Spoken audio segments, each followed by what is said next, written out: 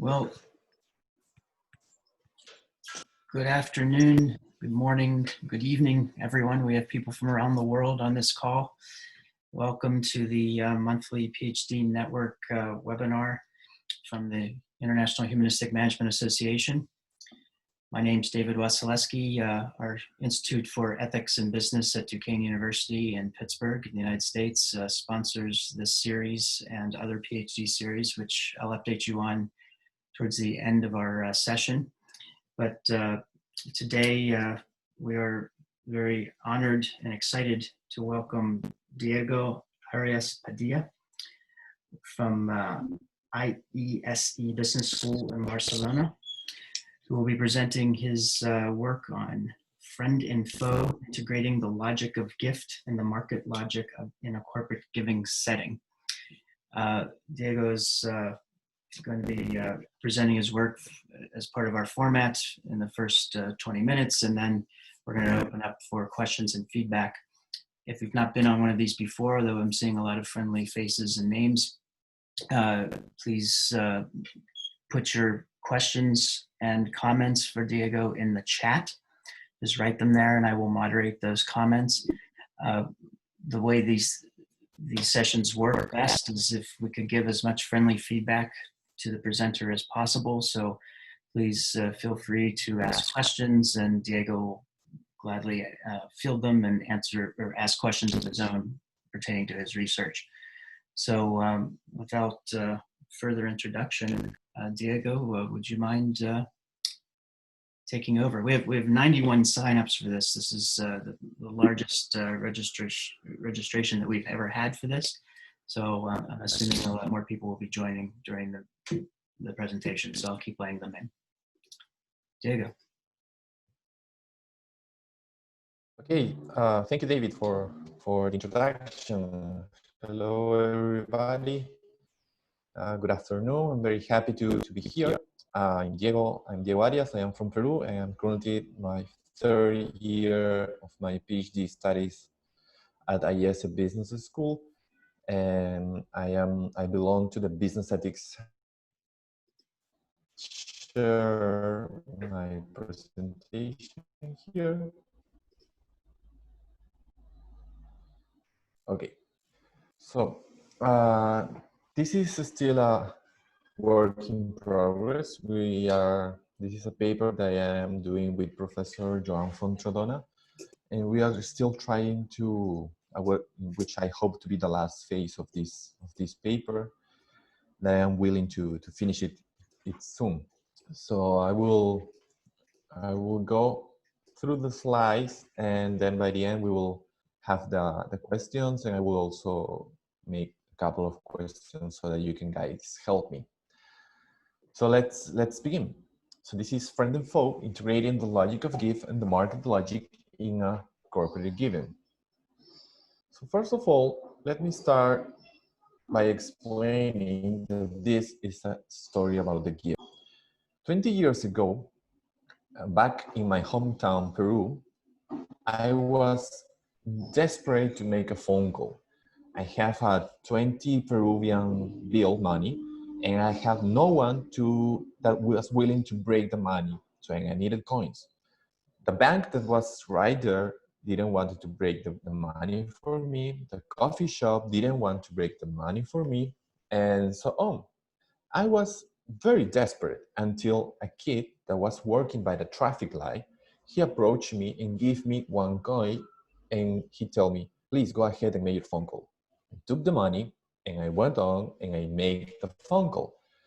When I finished my phone, I was feeling the need to give something back to the kid. So I went to the coffee shop, I bought the largest piece of chocolate cake that I could get, and then I went to the kid and I just gave him the cake. The kid saw me and he refused to give. He rejected me. And I was like, come on, I'm just trying to help you, have the cake.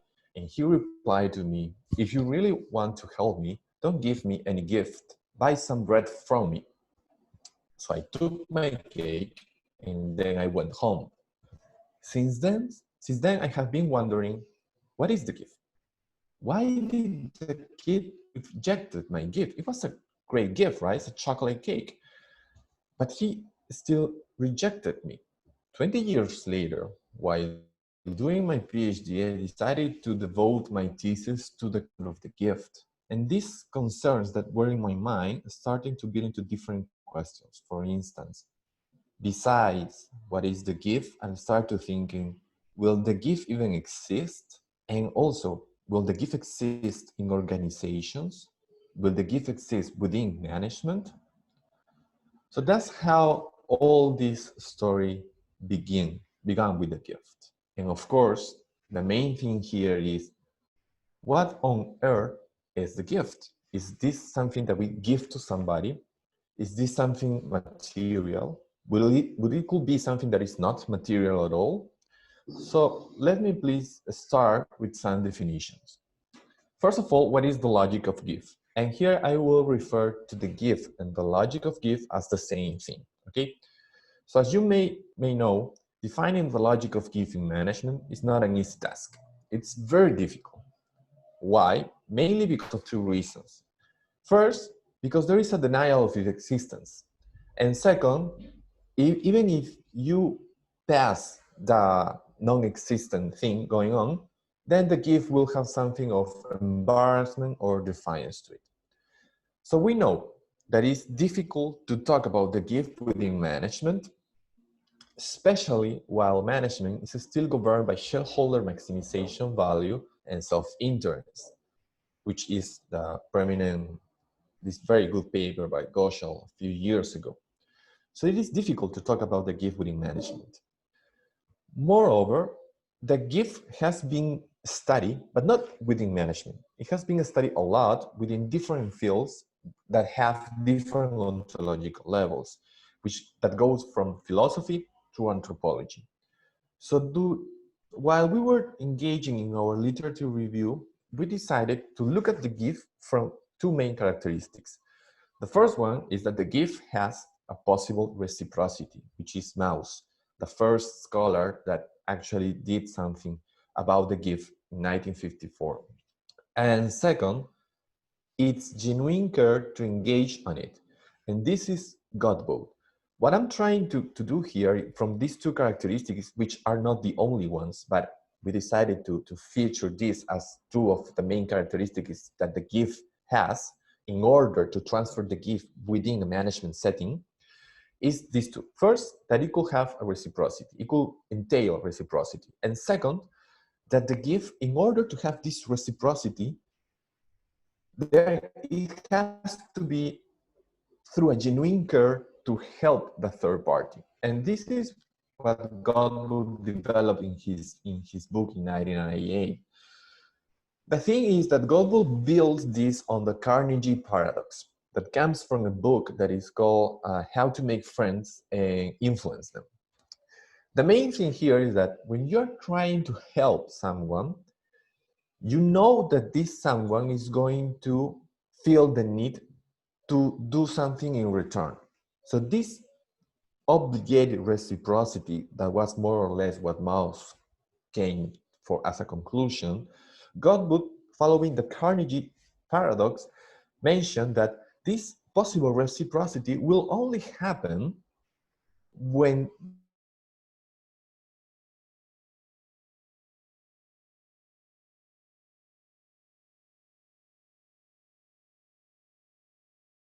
to help the third party. Because you want the third party to owe you something, then reciprocity could not happen. So these two characteristics are the characteristics that we will mention as the main characteristics of the gift. Moving on our theory, we are referring to the logic of gift as an action logic, which they explained that there are three action logics for individuals within an organization: the logic of gift, the logic of exchange, and the logic of duty. We wanted to reflect on the logic of gift.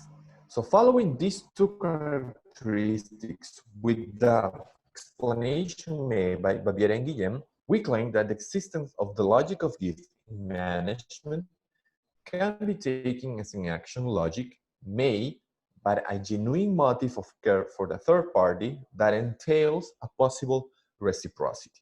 So more or less, this is what we are talking about when we refer to the gift in management. But usually there is always a but, however, in these kind of things. Will the gift be alone?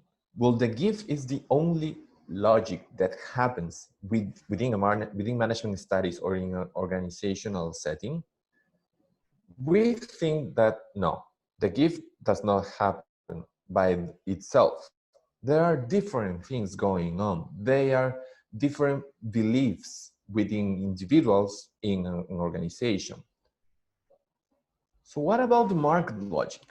Will the market logic have something going on within an organization and also some relationship with the logic of gift?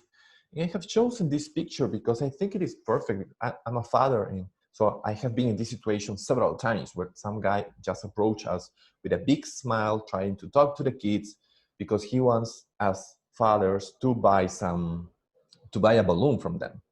And I get it. This person needs to sell his balloons because he needs to provide for his family. And I want to give my kids a pleasant time, so I need to buy them a balloon and I want to give them this gift. So we can see here by just looking at this picture that there is some sort of relationship between the logic of gift and the market logic. The market logic, well, I will go through the market logic in a few minutes, but more or less what I was trying to say is that the gift will not happen alone in an organizational setting, will not be by itself. It will, by default, talk with other organizational constructs. So as you may imagine, my research question, it's very simple, but I think it's a very good research question. But more than good, it's something that I really want to look at it. It's something that drives my research, and not just for this paper, but for what I wanted to be my future work as a scholar. How will the logic of gift and the market logic combine behind a corporate giving action? How will these two interact? And I know what you may be thinking. Why corporate giving? So let's talk about a little bit about corporate giving. So first of all, talking about the logic of gift and the market logic, it's a combination of the gift with different organizational constructs have not been addressed in management studies. So there has not been much going around the gift with other organizational constructs. And here I have to mention the following. We are not trying to present the gift as an institutional logic, because it is not. The gift is an action logic that cuts through the whole organization through individuals, because individuals will develop their bonds, their relationship with other individuals through these three actions that I was mentioning before, that were explained by Viera in English and Guillen: the logic of gift, the logic of duty, and the logic of exchange. But the logic of gift will combine by default with several institutional logics, because these are taken for granted beliefs, from which the market logic presents an interesting challenge. Why do we think this is a challenge? Because the free given gift makes the capacity of social relations to transcend itself. On the other hand, the market logic implies that it is self-interest that governs all human actions. So we have two opposite things. We have things that are completely opposite one to the other. We have the gift that transcends itself, that fosters a relationship, fosters a bond between individuals, and we have the market logic that implies a self-interest that governs the human actions. Therefore, for the market logic, there is no space for free giving gifts, rather an expectation to gain the highest returns. And this could be a conflict. And this is a conflict of interest, not of interest, but this conflict is of interest in the case of corporate giving. Because corporate giving entails too false and often paradoxical objectives. First of all, it presupposes a gift toward a cost, and at the same time, it cannot put at risk the profitability of the firm. So these are two objectives within corporate giving. Suppose a gift, but it also supposes that the profit of the firm is not at risk. Moreover, it should be even increasing, right? This is interesting because corporate giving is positively correlated with financial performance, and firms that engage in corporate giving can support their actions by relying on two different things. On its business case of corporate giving through pure marketing or strategic value or strategic donation, strategic philanthropy, or corporate benevolence through social responsibility. So firms usually engage in corporate giving from two reasons. One of them is the pure business case, and the other is a corporate benevolence, to some that is related to the goodness or to the benevolence of the company. Moreover, it could be that firms engage in corporate giving because they want to be corporate benevolent, but they also need to be profitable. They also need to have something in return. They also need to have some sort of reciprocity. So these two separated objectives are co-engaged in tension, but they are also happening at the same time. So that is why we chose corporate giving, to see the relationship between the logic of give and the market logic. So what is my research setting? So first of all, we needed to choose a corporate giving setting that could have both market logic and the logic of give. So we go through some organizations in Spain and we find out that La Caixa, which is a financial institution in Spain, but actually it's a banking foundation that has a lot of social projects going on in Spain and is very well positioned in Spain and in Europe. They had different projects going on. One particular project was an alliance that they have with Gavi, the Vaccine Alliance. What Gavi does? What Gavi does is that they buy vaccines in order for these vaccines to be distributed and applied in undeveloped countries. But these vaccines are for children. So what La Caixa did is that they signed an alliance with Gavi, in which La Caixa was committing itself to make a donation to Gavi so that they could buy vaccines to apply for children in undeveloped countries. But the thing here, and what is particular about this case, is that La Caixa didn't stop on just making a donation. They engaged their whole commercial force, their whole offices, their biggest two departments, in order that their employees could raise more money to Gavi through their own clients. So in a way, they were trying to leverage their financial offices, their financial business, so that they could offer clients to engage into the alliance by making more donations to it. So this is the case. So this is a single case study. We make a qualitative single case study. We had access to several documentation, and we made also 22 interviews for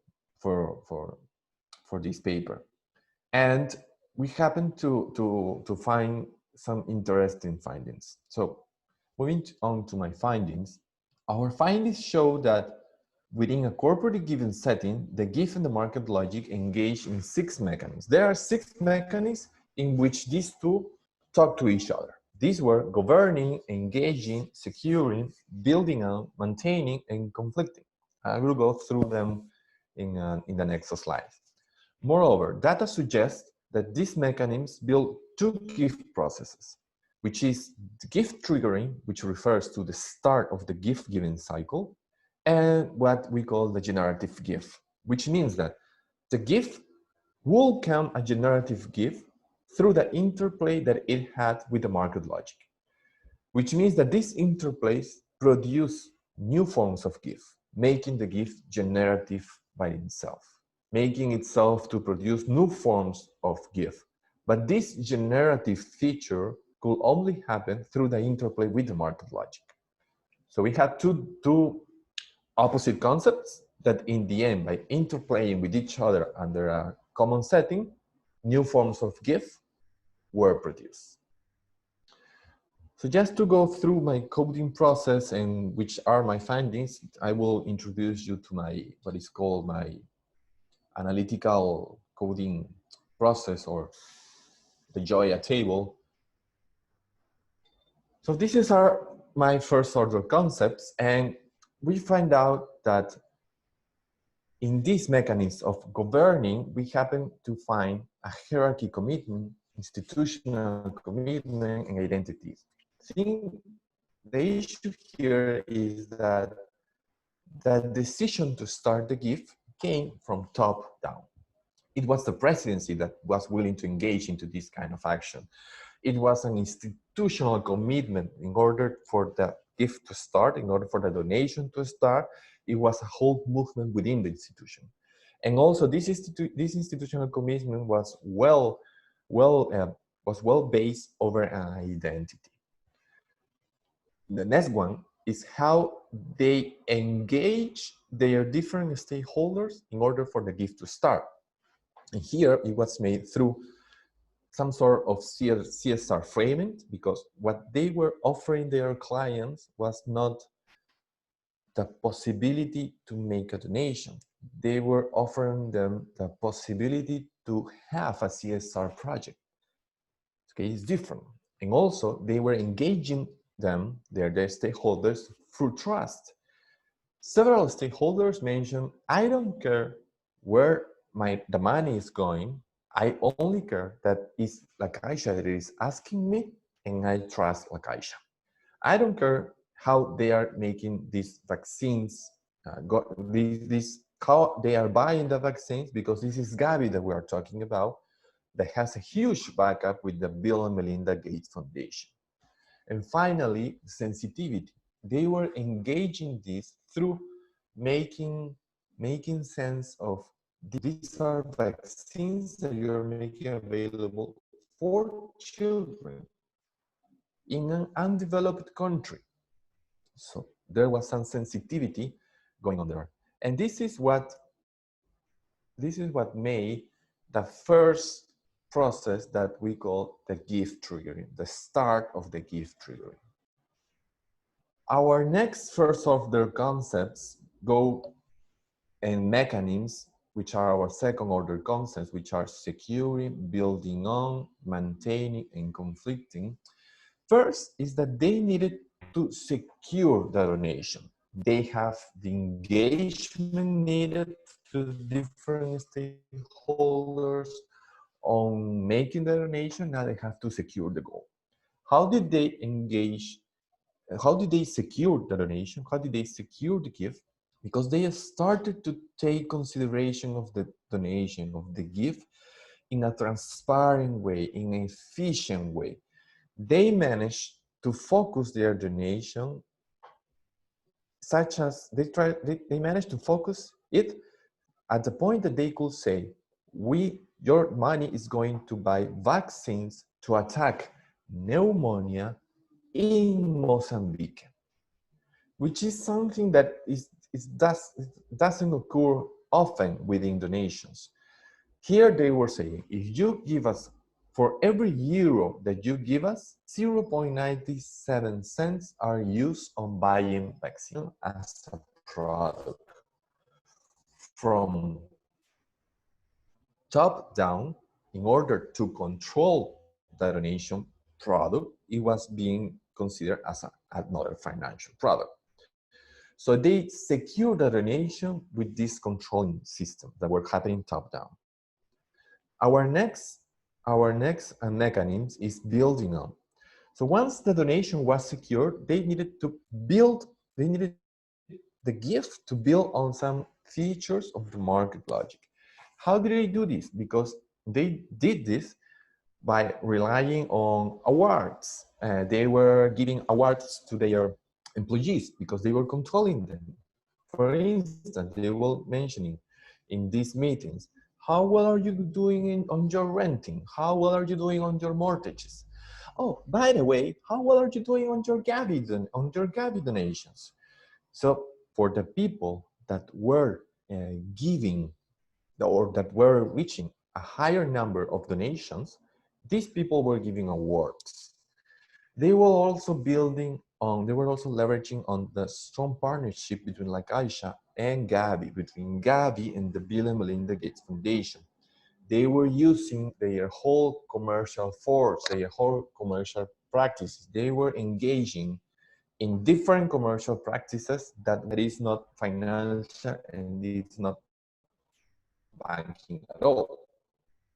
So they will start to build the gift on some features of the market logic because they need to have the highest return back, including for the gift. The next mechanism is maintaining. Maintaining means that now that we have secured the donation market logic, we need to maintain this in time. So they did it through an employee engagement and from a client engagement, in which the employee was completely committed to the project. They even mentioned a case where a client got into a disagreement with La Caixa, and they were making a complaint with La Caixa at the moment. And things are that by the end, in that exact same year, this client continued to make the donation, and he was able to separate the complaint that was making to the Caixa from the donation that was making to Gabi through the Caixa. Employees were already converted, sort of speaking. They needed to commit more the employee on offering this new product. Okay, so this is maintaining. And the last mechanism is conflicting, which is where tension actually did happen. The thing here is that there was an internal conflict. There was some competing donation because as I said, the Caixa had different donations going on, different social projects. So the employee needed to make a decision of which project I should offer the client. So this created an internal conflict. This created some sort of competing donations within La Caixa. And finally, which is something that I found very interesting, is that from bottom up, which means that the employees that were actually talking to the client, the donation was not a product. On the other hand, from top down, that donation was considered another product. Sorry if I speak. But the thing here is that employees were they will use the donation product in order as a way out. They use the donation to build a better relationship with the client, to build a relationship that was going beyond what is the usual call numbers of financial products. And this kind of conflict between these two logics is what finally make our second process, which is the generative gift. It was the interplay of the logic of gift with the market logic that generate, or that better said, that turn the gift into generative, because new forms of gift were being produced through the interplay of the market logic and the logic of gift. So the theoretical model that we are developing now is this one. First of all, we have governing as our first mechanism. Once the individuals that govern the institution of La Caixa decided that this is what they were going to do, this is where they were going to put their efforts, they needed to engage them. So when the decision came from top down, the next step was to engage their different stakeholders into the mission, into the project.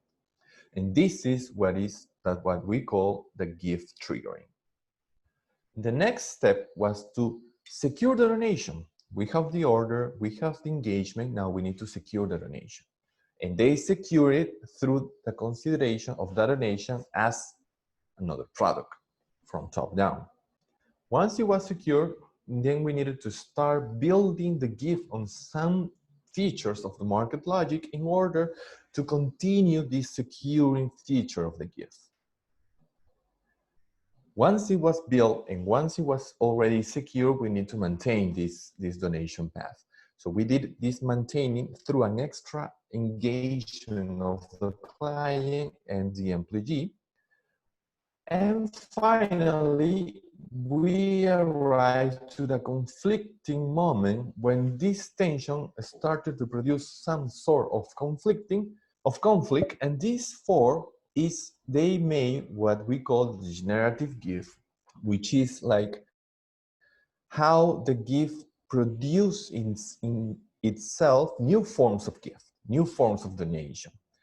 It did it through the interplay with the market logic. So this is why these two, which are usually considered as foes, ended up being friends, because in the end, it was through this interplay that they secure new forms of gift in a continuous form of the gift.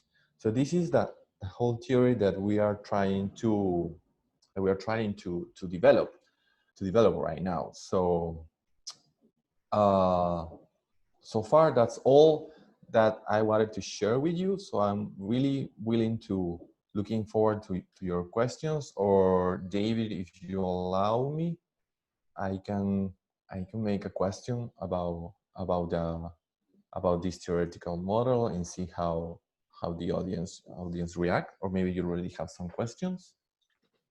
Well, thank you so much, Diego. Really appreciate you presenting that so thoroughly. We really appreciate your research. This is really an important topic, very important framework and work that you're doing, especially it resonates, I think, particularly well in this current environment when we really are in this all together and need to encourage this kind of behavior.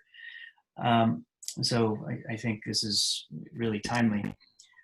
We do have some questions in the chat. I was thinking of some other connections to other literatures that you could make when I was listening to your talk and looking at your model and everything. I was wondering if first you were familiar with Ernst Fair's work on strong reciprocity, where essentially he uses economic game theory to empirically test people's willingness to uphold norms in certain groups.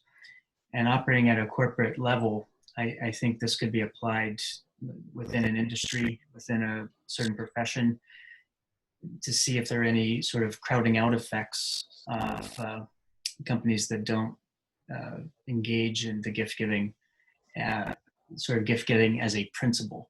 So strong reciprocity is about upholding norms of a group of whatever level of analysis you choose. It could be at a very micro level within an organization too. But I think upholding that norm for a certain group of companies could be something that you may see across your data sets. Also was wondering how you mentioned social responsibility, and corporate social responsibility just talks about gift giving as one of the elements of CSR. So it's not just about not doing harm to the environment or not harming stakeholders, but it is also about working towards social betterment. And some of the original principles of CSR involved stewardship and charity. So I was wondering if you saw any connections there with the CSR literature, because that's another group of scholars, other literature to tap into. Yes, thank you very much, David, for your comment. I will look on this on the strong reciprocity concept. I think it will give me more insights to develop better the paper and the theory. Thank you very much for that. Sure, and we can talk about that offline. Regarding the CSR, oh, okay. Yeah, sure, we can talk about it offline. I'm looking forward to it. About the CSR issue, what we discovered in our data is that the stakeholder of the client usually respond better when the donation was offered like you need a CSR project. You don't have a CSR project because some of these clients were not huge companies. They were just small and medium companies, middle enterprises in Spain, and they didn't have any CSR going on. So there was La Caixa offering them the possibility to have a CSR project through the donation. So this resonated to us through the business case discussion, business case or moral motive in order to engage into CSR. So this was kind of resonating in this literature was resonating when we saw this data. The thing here is that this CSR framing was popping out a lot. Like clients, when we interview clients were to start, and here was La Caixa asking us to start with this, and we find it perfect. On the other hand, there were other clients that they were mentioning, no, I don't want to do CSR, but I want to donate. So they didn't see a connection between the donation and CSR at all. So this is actually, this is a good point in which maybe I could go further in. Thank you. Yeah, I think it could really add to CSR, some of your insights actually. Is that whole construct needs to be developed further and pushed to the next stage, I think. Let me, and as I said, we can chat offline. I can see some articles that I know in these areas, but I want to get to some of the questions in the chat. Tyson, would you mind unmuting yourself? You had you had a question. I also was thinking, Tyson, that perhaps the work that you were looking at through the reading group on FISC would be appropriate. Oh, that's a great point. Thank you, David. And thank you, Diego, for presenting to us today. I think this is really... Thank you, Tyson. Yeah, it's, well, okay, so to make the reference David is mentioning first, in our humanistic management PhD and other researchers reading group, we recently read Peter Fisk's 4 Grammars of Social Relations, and he talks about how people relate to each other on a market logic, but also on other logics. And I think the one where gift comes in is on the idea of communal sharing, where people view each other as part of the same whole, and so kind of my resources are your resources, and that could be, I don't know, I haven't thought about it until this moment, but that could be an explanation for why giving applies between one collection of participants and market logic applies between another collection. And that was really the basis of my question are we talking about the same players in all cases, or is the fact that we're talking about different players between the gift exchanges facilitated by the other organization kind of imply that there's at least maybe a possibility there's a hybrid logic going on? Yeah, so. Thank you, Tyson, for your question and the reference for Peter Fisk. I will look into this relationship, social relation. I follow the social relation or the bond through some sociologists in Italy, but we can talk about it offline. And regarding that question of the hybrid logic, yes, indeed, the foundation, the banking foundation like Caixa, you can be said that it's a hybrid organization. But the thing here is that even if it is a hybrid organization, they were using their organization that was not hybrid at all, which is CaixaBank.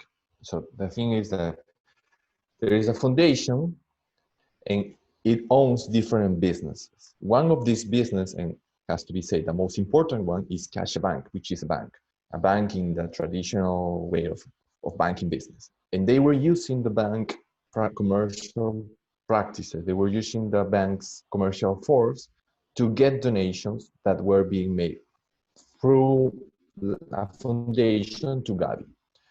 So there could be some sort of hybridization going on, but I decided to, for now, to stay away from the hybrid discussion, because that will mean that I will have to engage into logics discussion.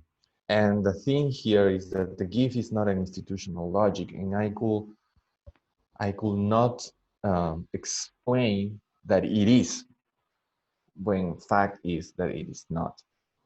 So in me realizing this took a while, because I don't know if this is common in PhDs, but I was completely excited. Yeah, let's do logics. This is hybrid organizations, the GIFs, Mark, they are fighting each other, and now they are friends. But then a senior professor told me, hey, relax, calm down. The GIF is not an institutional logic, so don't get into there, because you will be crushed in a minute. So that's why I decided not to go too much into that discussion, but I think I have to be more careful about it. So thank you. Okay, thank you for your answer. Thanks, Tyson, for raising that.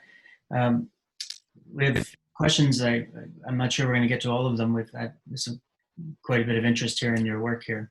So we might want to direct some of this offline when we're done.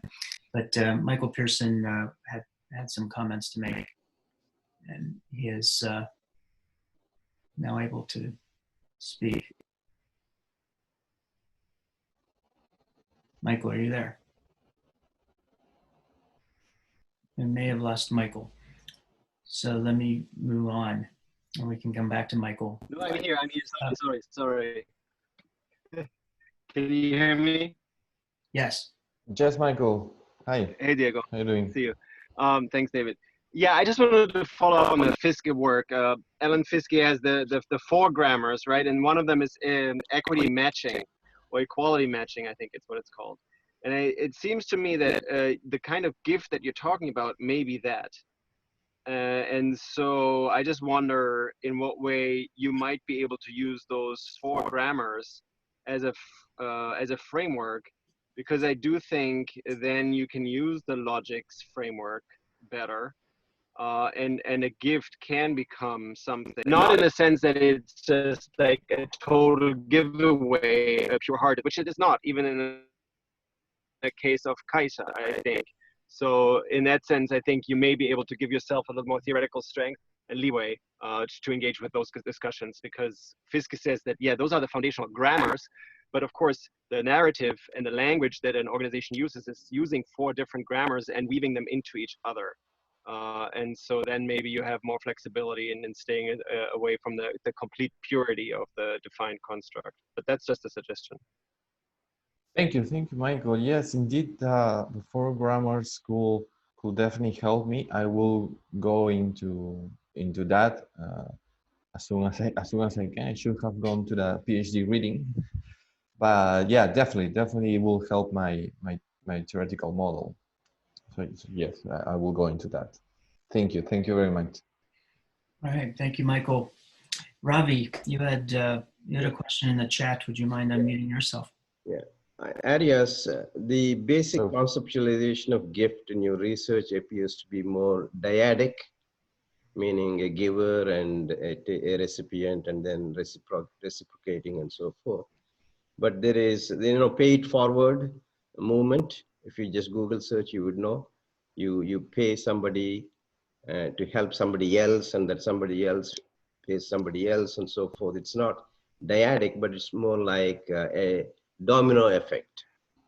So the initial source of the funds comes from one person, but that particular person is not a recipient of the reciprocity benefit. So it's a domino effect rather than a dyadic. So your conceptualization should kind of yield to that broader scope of beyond dyad. There could be contiguous dyads that have no end. Okay, thank you, Ravi, for your comment. You are right. Yes, the reciprocity does not mean that the reciprocity will come back to the giver. So it could be, in fact, paid forward. And while we were looking at the concepts of the gift, we look at that particular issue, but we couldn't see how we could reflect that part within our data. But now that you're mentioning it, one of the issues that we saw in our data is that once these kids were vaccinated and they were free of this disease, they were actually paying back to society just by the fact that they were being alive. So that's what just hit my mind when you were talking, because it was like, okay, yes, these children got vaccinated, but they were not paying back to the giver. They don't know who the giver is, but they were paying back to society. So yes, I should work on a little bit more on the definition of the gift in order to try to have all the angles covered. And actually, this is the second paper of my dissertation. The first paper is where I go deep into the definition. It's a conceptual paper. The first one, I go into definitions, and I have been engaged in exhaustive literature review within anthropology, philosophy, theology, and sociology about the gift. But again, thank you, Ravi, for your comment, and you're absolutely right. I should go into a better definition that could cover more angles. Yes, thank you very much. Moving down the chat, Lucia, you had a clarification question, I think. Would you like to unmute yourself?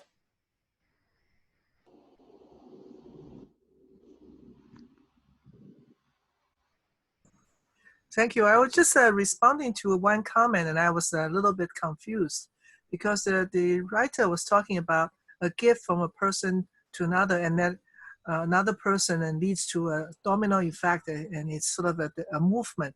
And I was wondering whether it is okay to compare, a private or personal giving to a corporate giving, because I'm not so sure how the corporate giving is done, whether the individual's name and contribution is clearly stated, or it's remained as in a bulk.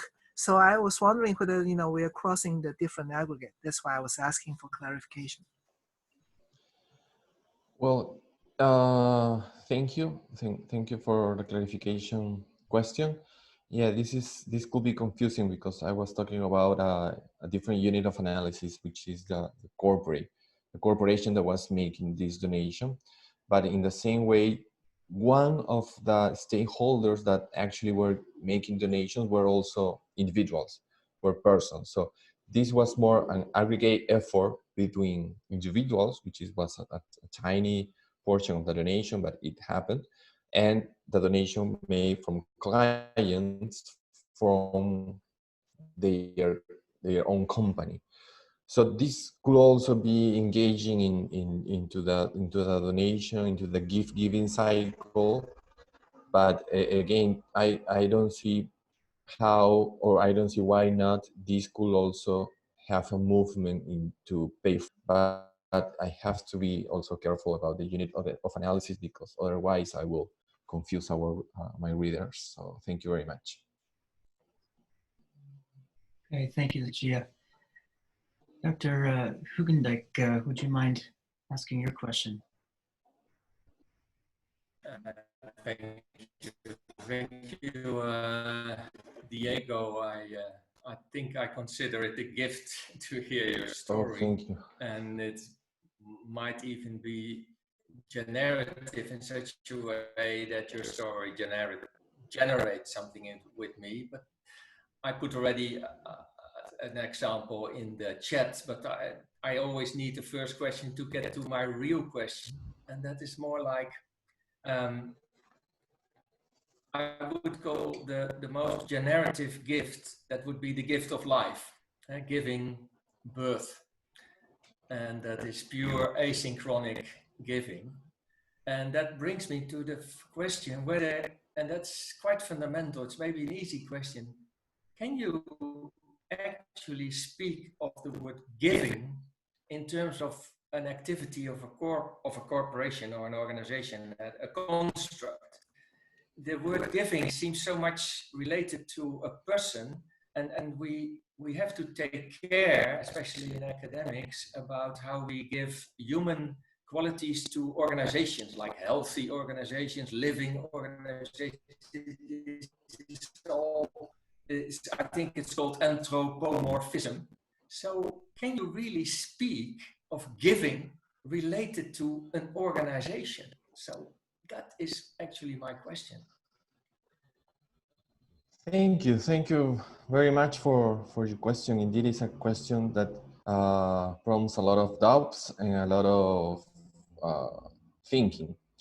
So actually, an organization is not a person. It's not a live object. So, but in a sense, also an organization is a community of persons. So it will be like a group of persons that are reunited for the achievement of some scope or objective.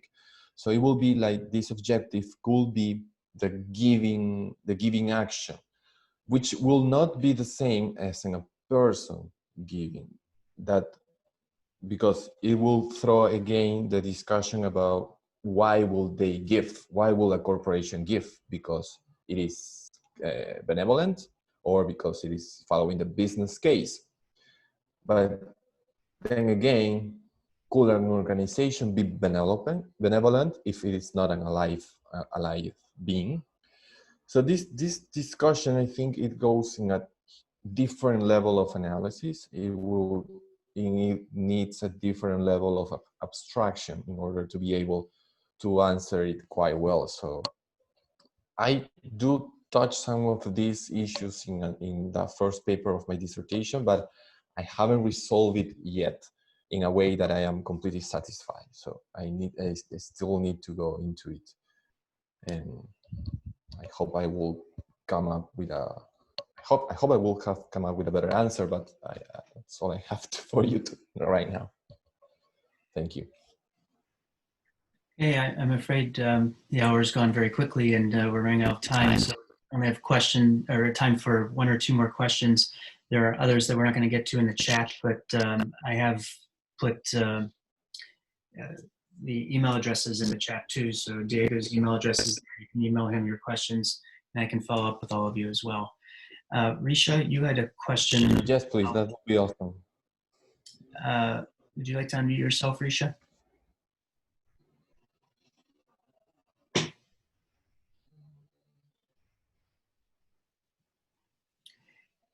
Actually, it looks like we've lost Risha, so let me move on to Clark. You have some interesting comments here. You care to elaborate? Oh, sure. This is not an area really that I know well, but a colleague of mine has done some significant work with CSR managers, corporate social responsibility managers, and the paradoxes they face. And so for them, they have a logic of trying to improve the environment, but they're working often inside of organizations on a profit maximizing motive. And so they have to hold in their heads this paradox of working within their corporations and also working for global sustainability and for environmental causes. The logic of giving for corporate givers seems familiar. There's a logic of reciprocity that must be followed for a gift to be valid. On the other hand, the dominant market logic of profit maximization. That forms a paradox too, it seems. And so I thought the general literature on paradoxes just might be useful in the study of corporate giving here. Thank you. Thanks a lot for that reference. Actually, yes, the literature on paradox could be of a lot of help, and especially because one of my praxis for considering the gift within corporate giving is actually came from a paradox, which is called the Carnegie paradox on the Godbout paper. So thank you. I will go into the literature on the paradox literature. Thank you very much. We have Risha back. Just having video problems, but so am I. So Risha, would you mind asking?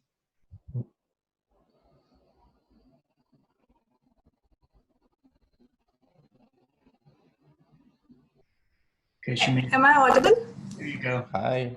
I hope you all are doing well. Thank you so much, Diego. It was really interesting topic as I'm working on cultural corporate culture. So this brings quite an interesting. How do you see the difference in your research, particularly your research, between giving society, the gifting to the society, and corporate gifting in terms of the employees? Maybe that could vacational gifts, that could be some festival gifts, or in terms of just boosting up the morale of some employees which are really putting heart to the business.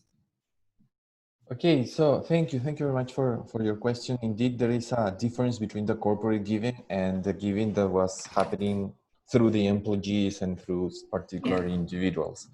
What we find in our data is that several employees were engaging in this kind of giving because they were completely committed to the identity of the institution. So they were following the identity of the institution. It can also be said that they were following their culture organization, their organizational culture, but they also had a deep hierarchy commitment, which means that they were following their bureaucracy right to the top. So they were looking at their president saying, this has to be done because it has to be done. Yeah. So in a way, there were the newcomers that were looking at this culture and they say, okay, this is an order. On the other hand, there were the people that was there for a long time, and it was just, they receive it just like, okay, we need to continue work on the identity, we need to continue work on this institutionality of making good to society. So there are differences, but these differences they won't resolve our discussion about, which could also be the endless discussion of the business case or because you really truly believe in this. So yeah, I could also use the literature on organizational culture that will allow me to understand better this issue. Thank you. You're welcome. Thank you. Okay, thank you, Visha. And thank you all to the rest of you that I've not been able to get to your questions in the chat. There's a lot of interest for your work, Diego. So I will save the chat and share it with you so you'll have it, and perhaps you could respond individually to these participants. Sure. Let me just make final announcements to everyone. Sure, I'm looking forward to it. Yes, thank you so much for your presentation today. It was very enlightening and very much in line with this group's thinking. So very appreciative. We have this PhD Network webinar the first Monday of every month normally. Today was a special day. Our next one is scheduled for June 1st, Monday, June 1st at 12 o'clock Eastern Time in the United States. And before that, we actually have another series that we're starting. Jim Ritchie Dunham will be presenting for doctoral students some data collection opportunities. The event is on May 25th at noon. It's a Monday as well. So sort of pencil in Mondays for the PhD Network. And he'll be presenting to all of you and offer some help for any research avenues that you may have. More details of that are on Eventbrite and are being emailed to all the network members. And then on June 8th, we are going to continue our series. Tyson Rollins is going to lead discussion, a reading group discussion for the PhD Network, where we basically have a doctoral seminar around a couple of readings. Those readings will be announced in advance and we'll post them and send you out a notice for that. But that'll also be at noon Eastern Time, but on June 8th. So we have 3 events coming up in the next few weeks, and we hope you can all join us. If you're interested in presenting in this group again in the future for other webinars, please do reach out to me. I put my email in the chat. I'd like to keep us on time, so thank you all for your participation. It was a real pleasure, and Diego, thank you so very much. This was an excellent presentation. Be safe, everyone. Thank you, Dave. Thank you guys for having me. Be safe. See you around.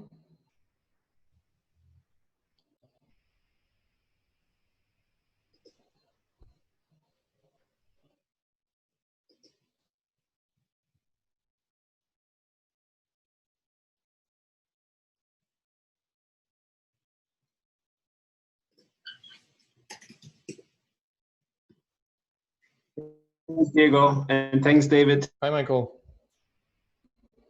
Yeah, thanks for your comments too, Michael. Appreciate it. Diego, thank you. Good to see you again. Good stuff. Diego, let us know if there's anything we can do to help to continue. Sure, I'll let you know. I'm still working on it and I hope to finish it. I hope to finish it.